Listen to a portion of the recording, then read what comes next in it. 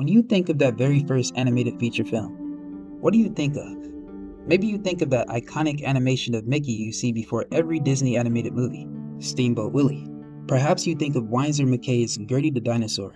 Or most popular, do you think of Disney's Snow White and the Seven Dwarfs? Well, I've had similar assumptions. What if I were to tell you that none of those films were the first? Matter of fact, what if I were to tell you that the oldest surviving animated feature film in history was created by a woman?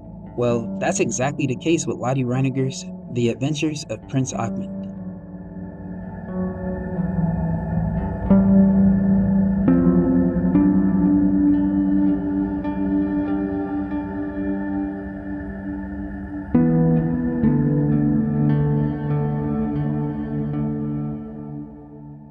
Do notice that I said oldest surviving animated feature film. I'm aware of Quirino Cristiani's El Apostol, a 1917 black and white animated film. It was approximately 70 minutes long, being a political satire about the then Argentinian president Hipólito Yrigoyen. I do apologize for any previous or future mispronunciations. Unfortunately for Cristiani, the film was destroyed in Federico Val's film studio, ironically in the same year The Adventures of Prince Ahmed were released, that being 1926. I'll talk more about Cristiani in the future, but I do feel for the guy. Apparently a lot of his work was lost. One thing about animation, it's a grueling process, so to have all that work lost forever must have been devastating. With that being said, it left Lottie Reiniger as the official first in regards to feature-length animated films. Let's dive into her story as to how she became a legend, or as the ladies like to say, mother.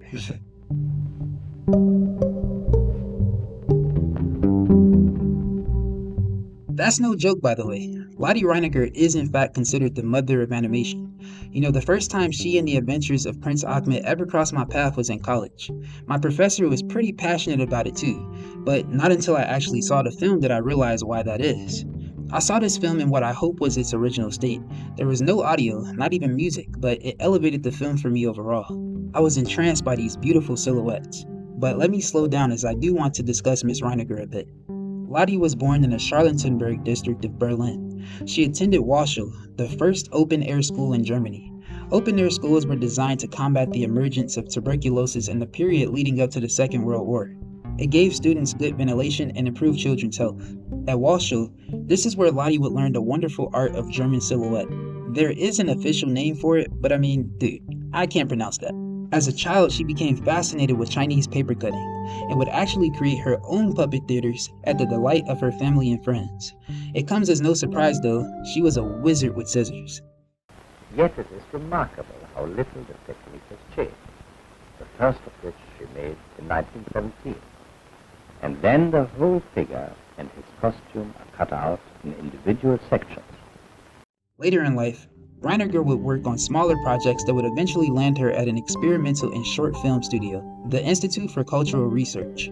Here she'd create her first short film, 1919's The Ornament of a Loving Heart. This would be the first time viewers would get a glance at her style, and it wouldn't disappoint. Over the next few years, she'd create 6 more titles. One of those include 1922's Cinderella, based on a Brothers Grimm folktale, also titled Cinderella. Her husband, Karl Koch, produced and photographed her projects. Reiniger was quickly becoming a legend in the animation world, not just in Germany, but internationally as well. By 1923, she was approached by a man named Louis Hagen, who I unfortunately can't find a photo of, who'd asked her to create a feature-length film. Getting this from Wikipedia, it was noted that Lottie would later state, "We had to think twice. This was a never-heard-of thing. Animated films were supposed to make people roar with laughter, and nobody had dared to entertain an audience with them for more than 10 minutes. Everybody to whom we talked in the industry about the proposition was horrified." Her worries were fair. The film failed to find a distributor for quite a while until she received some support from Jean Renoir. Once it was released, however, it became a massive critical success. It was popular too, but I can't give you much info on how much it made. Regardless, she didn't just make an excellent film in her garage, might I add, but she literally revolutionized animation when she created the multi-plane camera technique. What you're seeing here are examples of it, the Pinocchio one being what you're probably most familiar with. Basically, a multiplane is an animation technique that creates an illusion of depth. Primarily used in traditional animation, it moves numerous pieces of art at various speeds and distances from the camera. Usually, these devices are pretty tall, with multiple levels that these art pieces sit on, that represent different layers. The camera sits above it. I'll give a link to a more detailed explanation in the description. While Walt Disney is credited with the creation of the multiplane camera, it's really only because he patented it. Man, I would not want to be in the same room as these giants. Throughout her career, Lottie would make over 60 films, with something around 40 surviving, all in which showcased her entrancing style. By now we all know that The Adventures of Prince Ahmed is a silhouette animation. It's estimated to have almost 95,000 frames. Oh my god. Well, I won't bore you with those kind of details. What I really want to do in this section is gush over the art itself. One of the most important details in a good character design is the character's silhouette. You likely can tell who these characters are: Mickey Mouse, Bugs Bunny, and SpongeBob. Well, Reiniger had the same thought. When the film opens to the magician, we see this slender guy with a pointy curved nose and a sharp chin. His design is so distinct that even when he's revealed in certain backstories, we immediately recognize him. Even with Princess Dinner-Sade, her role is smaller, but her clothing is so well crafted that you quickly assume that she's royalty. Ahmed and the Magic Horse come next, having a visual that makes him appear heroic, which is the perfect fit for the kind of character he's presented as throughout the film. Well, except for that one scene, but I'll get to that later. Pari Banu is introduced next. She's elegant, and her long hair is a standout. This was a big surprise not knowing much before watching, but seeing Aladdin was so cool. He still has that same whimsy I came to love him for from the Disney movies, and that lamp gives me chills every time I see it. It's so iconic, man. And here's where I'm reminded that this is an early 1900s animated film.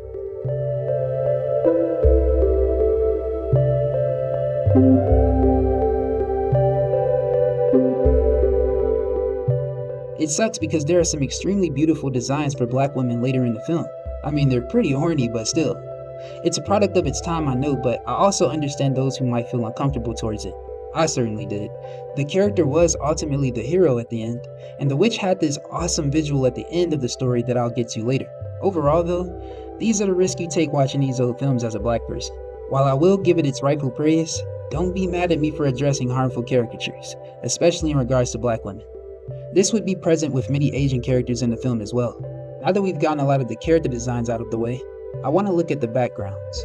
There are plenty of beautiful shots that come to mind. Since this is a silhouette film, Reiniger uses bright colors to help draw attention to certain corners of the screen. If you already saw the movie, you likely know where I'm going with this. I won't give story details yet, but when we were first introduced to the lamp, it was genuinely one of the best visuals I've seen in a while. It seems simple, I know, well, the backdrop specifically. I think we all know the other elements in this shot were not simple, but just having the blue go from this dark outer tint to this beautiful bright blue that gives the lamp its rightful spotlight is just chef's kiss. Less is more, as they say. Aladdin's section of the film got some nice shots in general. The flashback scene at the palace is one of my favorites too. Oh, and how could I forget that place where we first meet Pari Banu? This is one of those flicks that you just pause over and over, just so that you can admire how good it looks. And remember, this thing came out in 1926. Lottie Reiniger was a magician in her own right. I know y'all are like, finally, man. So what's The Adventures of Prince Ahmed about? Well, it's derived from multiple folktales that come from 1001 Nights, The Magic Horse, the story of Prince Ahmed and Pari Banu, Aladdin, and many more. It's a tale of love between Pari Banu and Ahmed that face many twists and turns due to the magician's mischief and magic. In fact, the magician himself is in love. We see that right after this beautiful scene where he conjures the magic horse before heading to the Caliph's city. He presents this magic horse to the great Caliph and amazes him and the entire royal family as the horse soars through the air. The great Caliph, of course, is ready to offer however much gold he'd like, but the magician has no interest. In fact, he'd rather something else, or rather someone. That'd be Princess Dinner-Sade. The magician forces himself on her, to the displeasure of the great Caliph, but especially Prince Ahmed, her brother.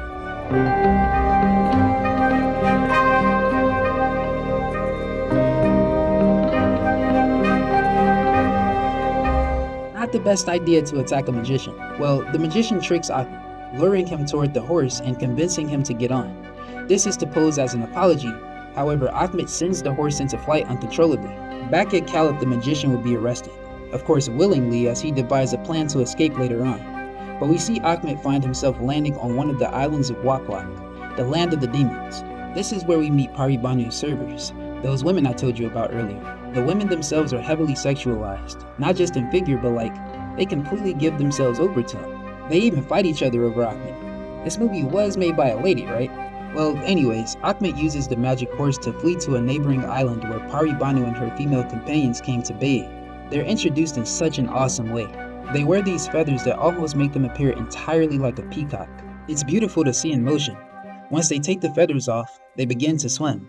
You remember earlier I mentioned how Ahmed is pretty heroic except through one portion of the film? Yeah, this dude decides to take her feathers so she can't get away. I'm assuming she's naked, but I don't know. But he refuses to give the feathers back after she asks for them. Afterwards, he chases her, then Paribanu passes out. Then this fool abducts her. Yo!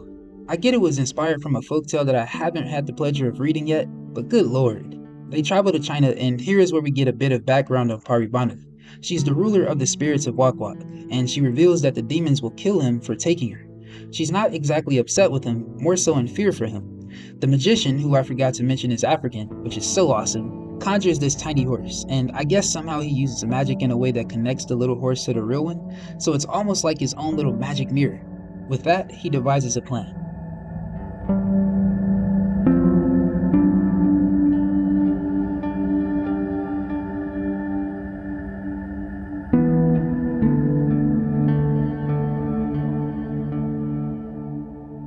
The magician reaches Pari and Ahmed, luring Ahmed away so as to abduct her. This lady just keeps getting abducted, only now the bad guy did it so we can take it seriously now, people.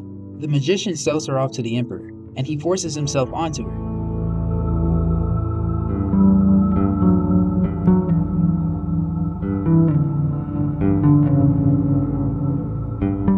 Don't let this get to you, fellas. There's nothing wrong with being bald. But I can't lie, I was gone when he kicked her away. Anyways, the magician takes Prince Ahmed to the Flaming Mountain. This is where we learn that the magician is doing all of this over his obsession for Prince Dinusade.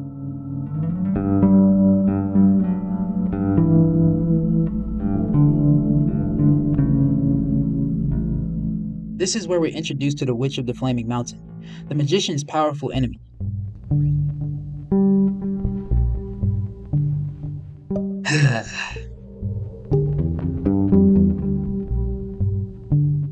These images just suck. 1900s cartoons, ladies and gentlemen. Prince Ahmed begs the witch for her help, and due to their shared displeasure of the magician, she agrees.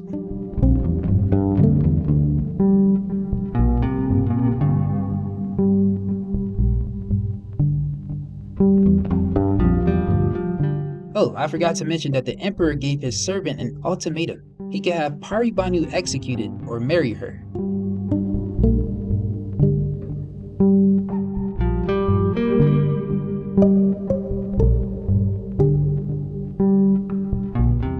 I don't think it was a difficult choice. It was a beautiful ceremony sequence. Again, Lottie is so amazing at what she does. I couldn't imagine how long this sequence alone took, but luckily, Ahmed and the witch arrived just in time to save Paribanu.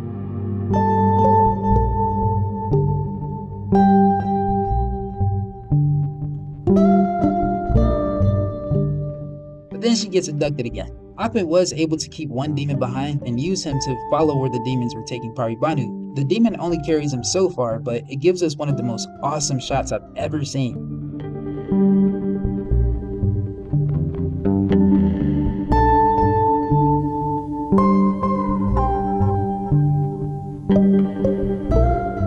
The gates to the demon world being this huge mountain felt so grand. You know what? I'm gonna admit something right here and now that I couldn't admit in prior videos.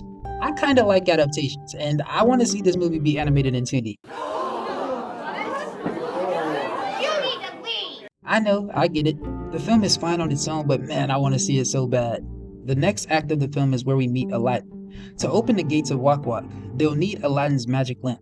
Unfortunately, he doesn't have it. Instead, he trusted the magician as he convinced him that the lamp could help Princess Dinusade fall in love with him. So they head up to the mountaintop, shout out to the ancestors, and this is where the magician tells Aladdin to go find the lamp. Aladdin heads down, and look at it again. Look at this amazing shot, dude. Just amazing. And this is when the magician betrays him.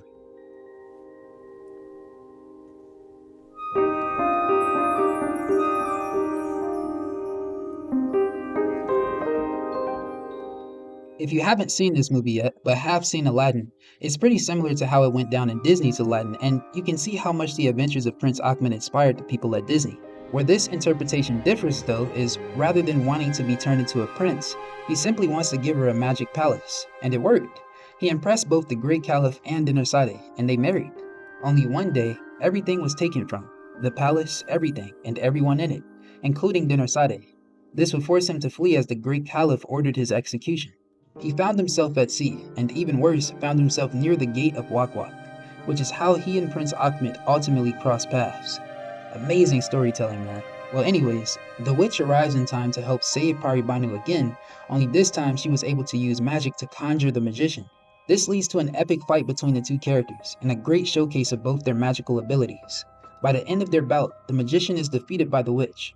They obtain the lamp, and now they are ready to save Paribanu.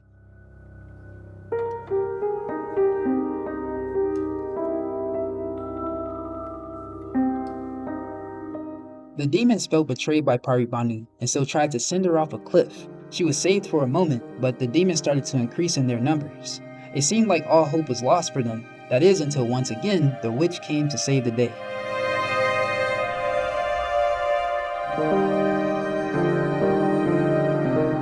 I will say this about the witch, while her overall design is extremely problematic, it's not often you see a female side character, if any type of side character, be the hero.